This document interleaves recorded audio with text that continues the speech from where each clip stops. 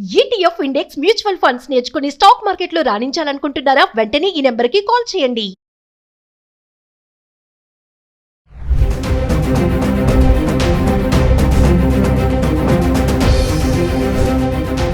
Hi hello నమస్తే, welcome back to Suman TV. ప్రస్తుతం మనతో పాటు ఉన్నారు consumer welfare committee chairman Mandadi Krishna Reddy గారు. నమస్తే సార్. నమస్కారం అమ్మా. సార్, కమింగ్ టు యుఎస్ఏ, అమెరికాలో ఇప్పుడు 2000 వీసా అపాయింట్మెంట్స్ని క్యాన్సిల్ చేశారు. ఏదైతే బాట్స్ తీసుకొచ్చిందో, మరి ఎందుకు అంటారు, ఇది క్యాన్సిల్ ఎందుకు అయ్యాయి అంటారు? ఈ బాట్స్ అంటే ఏంటి అసలు? అమెరికా వీసా సిస్టంలో మామూలుగా రెగ్యులర్గా అప్లై చేసుకునే పద్ధతులు ఉంటాయి. ఇది కాకుండా కొన్ని ప్రత్యేకమైనటువంటి కొన్ని ఏజెన్సీలు ఇక్కడ పనిచేస్తూ ఉన్నాయి. ఇది బెటర్ ఆన్లైన్ టికెట్ సేల్స్ అని యాక్ట్ ఉండడం వల్ల కొంతమంది ఏజెంట్లకి ఈ రకమైన అవకాశాన్ని యుఎస్ గవర్నమెంట్ కల్పిస్తుంది. అంటే ఒక ప్రత్యేకమైనటువంటి కేటగిరీ కిందకు వచ్చేటువంటి వాళ్ళని రెగ్యులర్గా ఉండేటువంటి ఆ క్యూ పద్ధతులు తీసుకొచ్చినట్టయితే చాలా ఎక్కువ టైం పడుతుంది. కాబట్టి అలా కాకుండా వాళ్ళని రొటీన్ పద్ధతిలో కాకుండా కొంచెం భిన్నంగా వాళ్ళది తొందరగా వీళ్ళ ముందుకు వచ్చేట్టుగా, వీసా ఆఫీస్ చేరుకునేట్టుగా, వీసాలు తొందరగా వచ్చేటట్టుగా చేయడం కోసం ఏర్పాటు చేయబడినటువంటి పద్ధతి ఇది. ఇది గతంలో ఎప్పుడో ఏర్పాటు చేశారు. అయితే ఇప్పుడు ఏమవుతుందంటే, మామూలుగా కొన్ని వేల అప్లికేషన్స్ ఉంటాయి దాదాపుగా. సో ఇప్పుడు 2000 అప్లికేషన్స్ సుమారుగా క్యాన్సిల్ అయ్యాయి, అట్లా వచ్చి ఇక్కడ ఉన్నాయి, ఇప్పుడు రెడీగా ఉన్నాయి. ఈ బాట్స్ ద్వారా వచ్చేటువంటి దానికి ఒక 35 వేల రూపాయలు దాదాపుగా ఖర్చు అవుతుంది. సుమారుగా 35,000 రూపీస్ ఖర్చు అవుతుంది. ఈ చాలామంది ఈ రెగ్యులర్ దాంట్లో పెడితే మనం ఎంతో టైం పడుతుంది కాబట్టి బాట్స్కి పోయిందో 35,000 రూపాయలు ఖర్చు పెట్టినా సరే ముందుగా మన అప్లికేషన్ వచ్చేట్టు చేసుకుంటే వీసాలు వస్తాయన్నట్టు ఆశతోటి ఈ 2,000 మంది కూడా సుమారుగా డబ్బులు కట్టారు వాళ్ళు.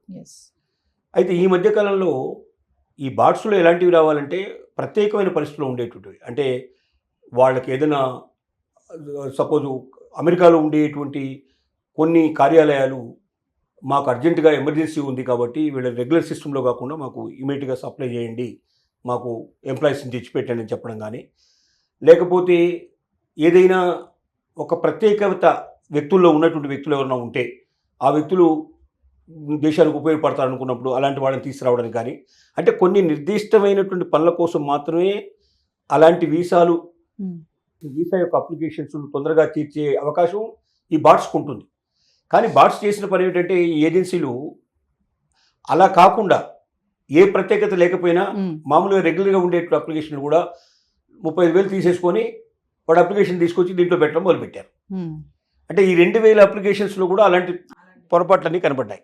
అంటే ఇవి బాట్స్ ద్వారా రావాల్సిన అప్లికేషన్స్ కావు, ఇవి మామూలుగా సీరియల్లో రావాల్సినవే. కానీ వీళ్ళు డబ్బులకు కక్కుర్తుబడి ఈ రకంగా తీసుకొచ్చారనే విషయం అమెరికన్ ఏజెన్సీస్కి అర్థమైంది. అర్థం అవడం వల్ల ఏం చేశారంటే 2,000 అప్లికేషన్లు ఒకేసారి కంప్లీట్గా క్లోజ్ చేసి పారేశారు. అంటే ఇక వీళ్ళకి వీసా రాదు, ఎప్పటికీ వేసేసారు, దాని మీద స్టాంపింగ్ వేసేసారు. ఇంకా రావడం కూడా కష్టం. మళ్ళీ రెగ్యులర్ దీంట్లో రావాలంటే ఒక గ్యాప్ ఇవ్వాల్సి వస్తుంది. మధ్యలో కనీసం ఒక 3 years నుంచి 6 years గ్యాప్ ఇచ్చిన తర్వాత కానీ మళ్ళీ వీళ్ళు అప్లై చేసుకుని పాసిబిలిటీ ఏర్పడుతుంది. అలాంటి పరిస్థితులు తీసుకొచ్చారు. ఇవాళ అమెరికాలో జరుగుతున్నది ఏంటంటే, ఎక్సెప్ట్ సిటిజన్షిప్ వచ్చిన వాళ్ళు తప్ప గ్రీన్ కార్డ్ హోల్డర్స్ కూడా ఎప్పుడో 10 ఏళ్ల క్రితం 15 ఏళ్ల క్రితం గ్రీన్ కార్డు వచ్చేసింది, వాళ్ళు అక్కడ ఉన్నారు. ఎలక్షన్లో కూడా కొంతమంది పార్టిసిపేట్ చేస్తున్నారు. ఎన్నికల్లో కూడా ఈవెన్ సిటిజన్షిప్ లేని వాళ్ళు కూడా కొంతమందికి ఎక్కువ కాలం అక్కడ జీవిస్తున్న వాళ్ళు, ఎక్కువ కాలం గ్రీన్ కార్డ్ హోల్డర్ అనేటువంటి వాళ్ళు కొంతమందికి వాళ్ళు ఎన్నికల్లో పాల్గొనడానికి కూడా, ఎన్నికల్లో వాళ్ళు ఓటు వేయడానికి కూడా అవకాశాలు కల్పించింది.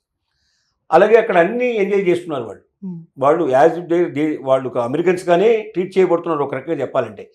అలాంటి వాళ్ళకు కూడా నీకు సిటిజన్షిప్ లేదు కాబట్టి ఏ క్షణంలో అయినా నేను తీసేస్తాను, పంపించేస్తానని చెప్పి అమెరికా ఇవాళ ట్రంప్ నోట్లోంచి వస్తుంది అంటే అంత భయపడిపోయే పరిస్థితులు క్రియేట్ చేశారు. ఏ అవకాశాలు దొరుకుతాయా, ఎక్కడెక్కడ లోపాలు దొరుకుతాయా, ఎలాగా వీసాలు రద్దు చేయాలా, ఎలా అప్లికేషన్స్ రద్దు చేయాలి, ఎలా రాకుండా చేయాలనే ప్రయత్నం చేస్తున్నారు తప్ప ఈ దేశానికి వచ్చి ఇక్కడ స్థిరపడడానికి ఎవరైతే ఆలోచిస్తున్నారో వాళ్ళని వీలైనంత తగ్గించాలనే ఆలోచన. కారణం ఏంటంటే, అమెరికన్స్కు ఎక్కువ అక్కడ పుట్టిన వాళ్ళకి, అక్కడ సిటిజన్షిప్ ఉన్నట్టు వాళ్ళకి ఎక్కువ అవకాశాలు కల్పించాలి. బయట వాళ్ళు రావడం వల్ల ఇక్కడ ఉన్న వాళ్ళకి అవకాశాలు తగ్గిపోతున్నాయి. బయట వాళ్ళు వచ్చి దాదాపు తక్కువ రేట్లలో పనిచేస్తున్నారు. వీళ్ళు తక్కువ రేట్లో పనిచేయడం వల్ల అమెరికన్స్కి ఎక్కువ రేట్ ఇవ్వాలనేటువంటి, ఎక్కువ వేతనాలు ఇవ్వాలనేటువంటి ఏదైతే చేశారో చట్టం ఎందుకు చేశారంటే, అమెరికన్స్కు ఎక్కువ వేతనాలు వచ్చే అవకాశం ఉన్నప్పుడే వాళ్ళు అక్కడ జీవించడానికి చాలా ఈజీ అవుతుంది. వాళ్ళ జీవితం చాలా సంతోషమయంగా ఉంటుందనే ఉద్దేశంతో చేశారు ఆ పని. ఇతరులకు కూడా అంత జీతమే ఇవ్వాలి వాస్తవంగా.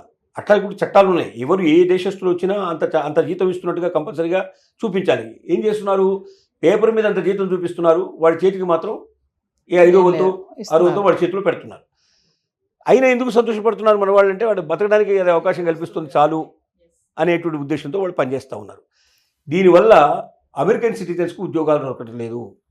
చాలామంది నిరుద్యోగులుగా బతకాల్సిన పరిస్థితి ఏర్పడుతుంది. తక్కువ వేతనాలకు పనిచేయాలంటే చిన్న చిన్న జాబ్లకు పోవాల్సి వస్తుంది, తక్కువ వేతనాలకు వెళ్లాల్సిన పరిస్థితి ఏర్పడుతుంది. వీటికి వల్ల అమెరికన్స్ అంతా ఒక రకమైన నిరాశా నిస్పృహలో కోల్పోతున్నప్పుడు, వాళ్ళు పడిపోతున్నప్పుడు ట్రంప్ తిరిగి అధికారాన్ని చేరగొట్టడానికి ఈ విషయాలన్నీ బయటకు తీసుకొచ్చాడు. మీరు నిరాశపడొద్దు, నిస్పృహపడొద్దు, నేను అమెరికన్ ప్రెసిడెంట్ అయిన మరుక్షణమే కొద్ది నెలల్లోనే మీ జీవితాలు మార్పు తీసుకొస్తాను, ఇట్లాంటివన్నీ మొత్తం రద్దు చేసేస్తాను, ఇమిగ్రెంట్స్ ఎవరైతే ఉన్నారో వీలైనంతవరకు ఇమిగ్రెంట్స్ని తగ్గించే ప్రయత్నం చేస్తాను, ఎవరైతే లోపభూయిష్టమైన ఇమిగ్రెంట్స్ ఉన్నారో వలసదారులు ఉన్నారో వాళ్ళందరినీ వెంటనే పంపించేస్తాను. మనం ఇక్కడ ఉండవలసిన వాళ్ళు ఎవరంటే ఈ దేశానికి వచ్చే వాళ్ళ వల్ల మనకు లాభం రావాలి, పెట్టుబడులు రావాలి, వాళ్ళ వల్ల మనకు ఆర్థిక పరిస్థితులు మెరుగుపడాలి. అంతేగాని వాళ్ళు ఇక్కడ నుంచి సంపాదించుకొని పోయేటువంటి వాళ్ళు మనకు అవసరం లేదు, అలాంటి వాళ్ళందరినీ తిప్పి పంపిస్తాను అన్న వాగ్దానం చేశాడు. ఇప్పుడు దానికి అనుగుణంగా ఏం చేస్తున్నారంటే ప్రతి దాంట్లో ఇప్పుడు వాళ్ళు ప్రత్యేక ఇన్స్ట్రక్షన్స్ ఇస్తున్నారు. లోపాలు ఎక్కడున్నాయో చూడండి, ఎక్కడ దొరుకుతారో అని చూస్తున్నారు, లోపాలు వెతికే ప్రయత్నం చేస్తున్నారు. లోపాలు మన వాళ్ళు అసలే లోపాలు ఎక్కడ దొరికితే దాంట్లో ఇండియన్స్ సిద్ధంగా ఉంటారు. కారణం ఏంటంటే మన భారతదేశంలో ఉండేవన్నీ ఇలాంటి లొసుగులు లోపాలే ఉంటాయి. మనకు పని జరగలేదా, ఎలా జరుగుతుంది ఈ పని, ఎవరి ద్వారా జరుగుతుంది, డైరెక్ట్ గా వెళ్ళకుండా ఇండైరెక్ట్ గా వెళ్ళేటువంటి అలవాటు మనకు మొదటి నుంచి ఉంది. మన పుట్టినప్పటి నుంచే మనకు అది మన కళ్ళ నుంచి కనపడుతుంది. మనం వెళ్ళి నేను వెళ్ళాను అప్లై చేశాను రాలేదంటే నీకు చేత కాలేదురా, వచ్చే విధానం ఇది, పలానా వాడు ఇలా చేసుకొచ్చాడు వీళ్ళు ఇలా చేసుకొచ్చాడని మన పేరెంట్సే మనకు గైడెన్స్ ఇస్తారు అలాంటి దాంట్లో వెళ్ళమని చెప్పి. సో అందువల్ల ఇక్కడ లంచాలు అనేవి ఎట్లా వెళ్ళినాయంటే మనమే లంచాలని తయారు చేసాము, లంచగొండలు మనం ఎక్కువ తయారు చేసాము మనకే అనిపిస్తుంది. ఎందుకంటే వాడు 1000 రూపాయలు ఇస్తాను చేయమంటే 1000 రూపాయలు కాదు 10,000 ఇస్తానని చెప్పి వాడు 1000కి చేయనంటే 10,000 ఏమంటాడు, 10,000 ఇస్తానని వాడు ఆశపడి చేయడం మొదలు పెడతాడు. అంటే 1000 రూపాయలు ఉండేదాన్ని 10,000కి, 10,000 ఉండేదాన్ని లక్షలు పెంచింది మనమే పెంచాము, ఇవాళ అదే మనకు భూతమై పట్టుకుంది. ఇలాంటి పరిస్థితులు అమెరికాలో కూడా దీన్ని తీసుకురావడానికి మనమే ప్రయత్నం చేసాం. నిజం చెప్పాలంటే మన వాళ్ళు దాంట్లో ఎక్కువ ముందు పాత్ర ఇండియన్సే ఎక్కువ ఉంటారని ఖచ్చితంగా చెప్పగలం. ఎందుకంటే చాలా దేశాల్లో ఇది తక్కువగా ఉంది, ఇంత లేదు, ఇంత లంచగొండితనం కానీ ఈ రకంగా లొంగిపోవడం కానీ లేదు. బహుశా కారణాలు అవే ఉంటాయి. ఇంకా ఇలా వెతుకుతూ పోతే 2,000 మంది కాదు లక్షల మంది దొరికే అవకాశాలు ఉన్నాయి. ఏదేమైనప్పటికీ మన వాళ్ళు ఇప్పుడు దాదాపు మెంటల్గా ప్రిపేర్ అవుతున్నారు. ఇండియా తిరిగి రావడానికి చాలామంది ముందుకు వస్తున్నారు. చాలామంది ప్రయత్నం ఇక్కడ ఉన్న వాళ్ళకి ఇన్ఫర్మేషన్స్ వస్తున్నాయి, మేము వచ్చేసి లక్షణాలు ఎక్కువ కనపడుతున్నాయని. గతంలో ఇక్కడ ఉన్న వాళ్ళతో మాట్లాడడం మానేసిన వాళ్ళు కూడా ఈ మధ్య కొత్తగా ఫోన్లు చేసి మాట్లాడడం ప్రారంభించారు.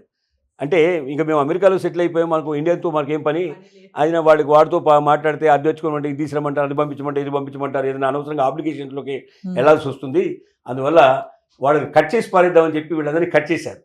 ఇప్పుడు ఏమైందంటే మనం ఇండియాకి వస్తే మళ్ళీ వెతుకుంటూ వాళ్ళ దగ్గరికి వెళ్ళాల్సి వస్తుంది కదా, వాళ్ళ సహాయాలు మనకు అవసరం అవుతాయి కదా అని మెల్లమెల్లగా ఒక్కొక్కడు పారేసిన ఫోన్ నెంబర్లన్నీ వెతుక్కొని మళ్ళీ వాళ్ళని కాంటాక్ట్ చేయడం, మెయిల్స్లో పెట్టడం, ఇట్లాంటివన్నీ జరుగుతూ ఉన్నాయి. ఈ మధ్య చాలామంది చెప్తున్నారు, మాకు తెలిసిన వాళ్ళలో కూడా చాలామంది ఇన్ఫర్మేషన్ ఇస్తున్నారు. అసలు 20 ఏళ్ళ నుంచి 30 ఏళ్ళ నుంచి మా మధ్య అసలు ఏ రకమైన సంబంధాలు లేవు, చటుకుని మాకు ఫోన్లు వచ్చేయండి, ఈ మధ్య బాగా ఫోన్లు వస్తున్నాయి, ఇన్ఫర్మేషన్ వస్తుందని చెప్పి చెప్తున్నారు. దీన్ని బట్టి అర్థమవుతుంది ఏంటంటే వాళ్ళు మూటాముళ్ళ సర్దుకొని వెనక్కి రావడానికి చాలామంది సిద్ధపడుతున్నారు. వీళ్ళు సిద్ధపడకపోతే వాళ్ళే మూట కట్టి పంపించేందుకు సిద్ధంగా ఉన్నారన్న విషయం మనకు అర్థమవుతుంది. నమస్తే సార్.